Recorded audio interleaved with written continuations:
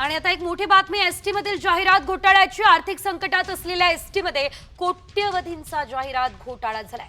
जाहिरातींसाठी नेमलेल्या कंत्राटदारांना तब्बल 8 महिन्यांचं 9,50,00,000चं मासिक भाडं महामंडळात जमा केलेलं नाही। विशेष म्हणजे भाडं थकीत ठेवलेल्या कंत्राटदाराला नव्यानं डिजिटल जाहिरातींसाठी परवाना दिल्याचा धक्कादायक प्रकार समोर आलाय। या प्रकरणी चौकशी करण्याचे आदेश देण्यात आलेले आहेत। दोषी अधिकारी आढळल्यास त्यांच्यावर कठोरात कठोर कारवाई केली जाणार आहे। आणि आता एक मोठी बातमी एसटी मधील जाहिरात घोटाळ्याची। आर्थिक संकटात असलेल्या एसटी मध्ये कोट्यवधींचा जाहिरात घोटाळा झालाय। जाहिरातींसाठी नेमलेल्या कंत्राटदारांना तब्बल 8 महिन्यांचं 9,50,00,000चं मासिक भाडं महामंडळात जमा केलेलं नाही।